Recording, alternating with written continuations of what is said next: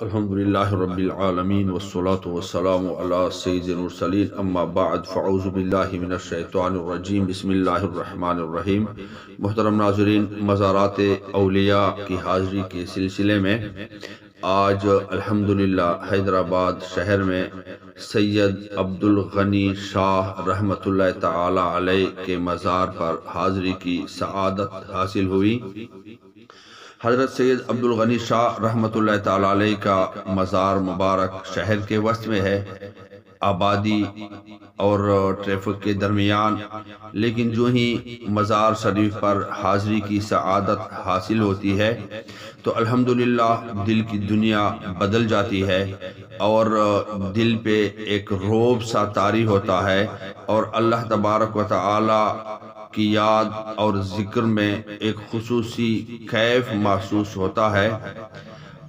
اور الحمدللہ یہاں پر دور و نزدیک سے لوگ حاجتیں اور مرادیں لے کر آتے ہیں اور اللہ تبارک و تعالی ان کی مرادیں پوری فرماتا ہے۔ خصوصیت کے ساتھ بیماری کے حوالے سے لوگ حاضری دیتے ہیں اور اللہ تبارک و تعالی حضرت سید عبدالغنی شاہ رحمۃ اللہ تعالی علیہ کے مزار پر حاضر ہونے کی برکت سے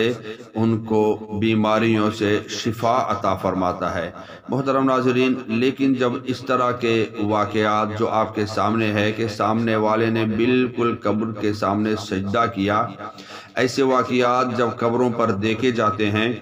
تو لوگ ان کو اہل سنت کے کاتے میں ڈالتے ہیں کہ بریلوی قبروں کو سجدہ کرتے ہیں، حالانکہ یہ امام اہل سنت تاجدار بریلی رحمت اللہ علیہ کا فتویٰ آپ کے سامنے ہے کہ مزارات کو سجدہ کرنا یا ان کے سامنے زمین چومنا حرام ہے۔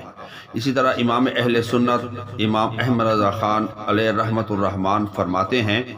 کہ مسلمان اے شریعت مصطفی کے تابع فرمان جان اور یقین جان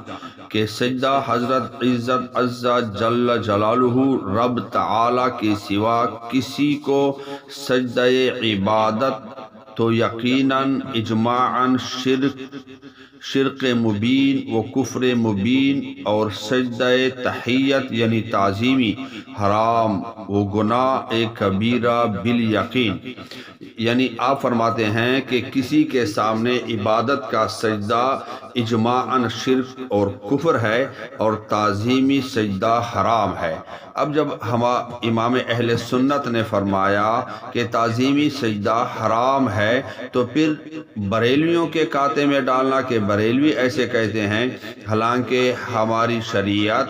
وہ کتابوں میں ہے، جہلاء کے افعال میں سے نہیں ہے۔ اہل سنت کا یہ عقیدہ ہے کہ کسی بھی غیر خدا کے سامنے سجدہ تعظیمی حرام اور عبادت کا سجدہ اجماعاً شرک اور کفر ہے۔ اسی طرح حد زمین تک جھکنا بھی حرام اور حد رکوع تک جھکنا ممنوع۔ تو محترم ناظرین،